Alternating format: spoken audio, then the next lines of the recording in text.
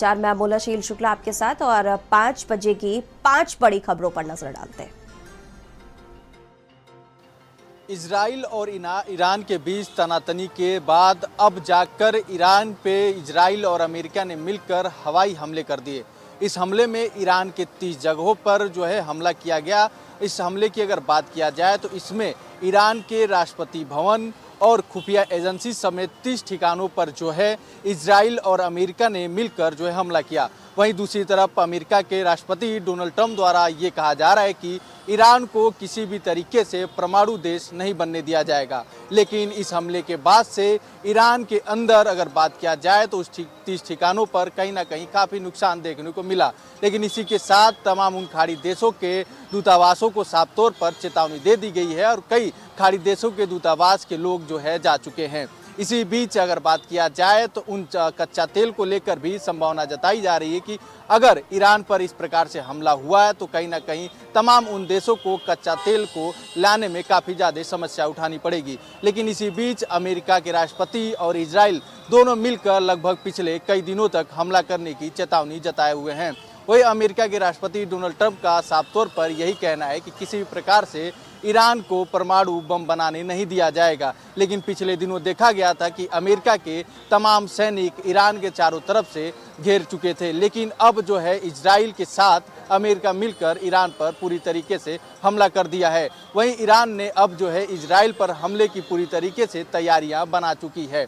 अगर बात किया जाए तो इस पूरे मामले पर लगभग अमेरिका, इजराइल और ईरान के बीच तनातनी थी, अब जंग में बदल चुकी है। और ये जंग पिछले लगभग 4 से 5 दिनों में होने जा रही है, क्योंकि ये भी अमेरिका द्वारा जताया जा रहा है कि ये जंग पिछले 4 से 5 दिनों तक चलेगा। लेकिन अभी तक ईरान ने अपनी तरफ से हवाई फायरिंग करते हुए जवाब इजराइल को देते हुए नजर आ रहा है। लेकिन परमाणु हथियार नहीं बनाने अमेरिका दे रहा है। इसके दौरान ही ये पूरा मामला हुआ है।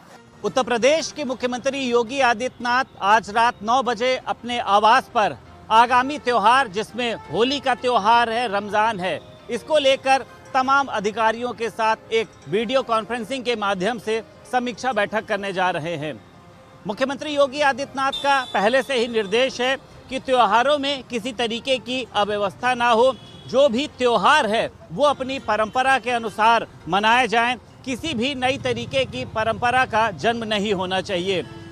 मुख्यमंत्री योगी आदित्यनाथ का साफ तौर पर यह कहना है कि त्योहारों में सुरक्षा को और मजबूत किया जाए, पुलिस की व्यवस्था को बढ़ाया जाए और जहां पर संवेदनशील इलाके हैं वहां पर पुलिस की व्यवस्था और मजबूत होनी चाहिए, सीसीटीवी कैमरे के माध्यम से और उसी के साथ साथ ड्रोन कैमरे के माध्यम से।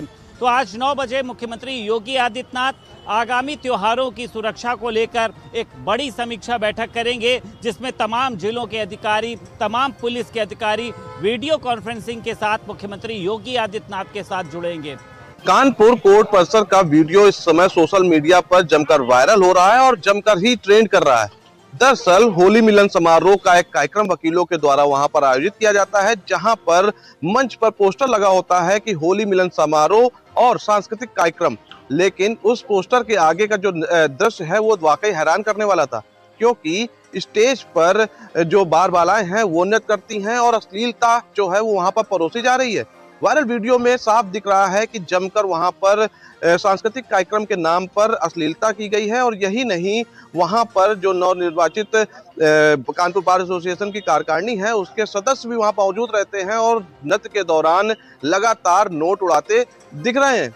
वहीं वीडियो वायरल होने के बाद सोशल मीडिया पर इस पूरे मामले को लेकर अलग अलग तरह की टिप्पणियां हो रही हैं। कुछ लोग इसको आपत्तिजनक बता रहे हैं, शर्मनाक बता रहे हैं, तो कुछ लोग इसको होली से लेकर बुरा न मानो होली कहकर बात को टालते नजर आ रहे हैं। वहीं कानपुर बार एसोसिएशन के पूर्व मंत्री और महामंत्री दिनेश शुक्ला ने इस पर घोर आपत्ति जताई है। उनका कहना है कि ये वही संस्था है जिसका नेतृत्व बड़े बड़े लोगों ने किया है, यहाँ तक कि मोतीलाल नेहरू ने भी यहाँ का नेतृत्व किया है। ऐसे में हमारे जो पुराने लोग हैं, जिनकी आत्माएं जो कहीं भी मौजूद होंगी, वो भी इसको देखकर कहीं ना कहीं अपने आप को शर्मसार और कलंकित महसूस कर रही होंगी। क्योंकि पूरे मामले पर उन्होंने ये भी कहा है कि आजकल के जो युवा वकील हैं उनको शायद यही पसंद आ रहा है और यही वजह है कि गौरवशाली इतिहास वाली एक सम्मानित संस्था कानपुर बार एसोसिएशन के बैनर तले इस तरह का आयोजन किया जाता है, जो वाकई शर्मसार है। वहीं उन्होंने आरोप ये लगाया कि नवनिर्वाचित जो कार्यकारिणी है उसके द्वारा ही डांसरों को यहाँ पर बुलाकर पूरे कार्यक्रम का आयोजन किया गया था, जिसकी तस्वीरें हैं वो बेहद ही शर्मनाक हैं। वहीं पूरे मामले पर जब पदाधिकारियों से बात करने की कोशिश की गई तो कचहरी बंद होने की बात कहकर वो मीडिया के सामने नहीं आए, तो अपनी बातों को गोल गोल घुमाते भी नजर आए। अन्य वकीलों की बात करें तो वकीलों का कहना है कि पूरे मामले पर जिस तरह से यहाँ पर अश्लीलता हुई है वो कहीं ना कहीं शर्मनाक है और इस पर जो पदाधिकारी है उनको सोचना भी चाहिए। हाथरस से चौंकाने वाला मामला सामने आया है, जहां पर 21 तारीख को शादी हुई थी सुनील और मोनिका की, और जब 25 तारीख को सुबह सुनील ने देखा कि उसकी पत्नी गांव के चाचा के साथ फरार हो गई। ये मामला है 21 तारीख का, जहां पर सुनील की पत्नी मोनिका, सुनील जो कि नाई के नगला का रहने वाला था और मोनिका हाथरस के परसारा की रहने वाली थी। 21 फरवरी को इनकी शादी हुई हिंदू रीति रिवाज के बाद। जब कंगन वंगन खोले गए तो 24 तारीख को इनकी स्वागरात थी। तभी मोनिका और सुनील में हाथापाई हुई और मोनिका ने सुनील को धमकाया कि या तो मैं तुम्हें मार दूंगी या मैं मर जाऊंगी, जिसको देखकर सुनील घबरा गया और सुनील पर उसने फिर हमला किया और मारपीट की और चाकू निकालकर सुनील पर चाकू से हमला कर दिया। और मोनिका ने 24 तारीख को ही खाना बनाया था ससुराल पक्ष के लोगों के लिए, ससुराल के जो भी लोग थे उन सबको जो खाना खिलाया, उस खाने में मोनिका ने नशीला पदार्थ मिला दिया और नशीले पदार्थ के बाद वो सब लोग बेहोश हो गए। 25 तारीख को सुबह जब देखा गया कि मोनिका भी फरार थी और सुनील घायल था, तो ससुराली जन इकट्ठा होकर थाना कोतवाली आए और कोतवाली में तहरीर दी। सुनील का यह आरोप है कि उसकी पत्नी उसके घर से जेवरात और नकदी बहुत सामान वहां से ले गई है और गांव के चाचा के साथ फरार हो गई है। और जो परिजन बेहोश थे, जिनका इलाज अस्पताल में कराया जा रहा था। सुनील ने मुकदमा दर्ज कराया है मोनिका पर, जहां पर मोनिका पर आरोप है कि वो गांव के चाचा के साथ, प्रेमी के साथ फरार हो गई। वह जो उसका चाचा था वही उसका प्रेमी था। गांव में जो वह उसका मुंह बोला चाचा था जो प्रेमी है, और प्रेमी के साथ मोनिका फरार हो गई। और पति का यह भी आरोप है कि वह जेवरात, नकदी, काफी कुछ लेकर फरार हुई है। होली और ईद से पहले एफएसडीए ने लखनऊ सहित प्रदेश के सभी जिलों में मिलावटखोरों पर शिकंजा कसना शुरू कर दिया। ये शिकंजा पिछले कई दिनों से कसा जा रहा है, जिसके चलते कई कुंटल खोआ बरामद हुआ जो खाने लायक नहीं था, उसे नष्ट कराया गया।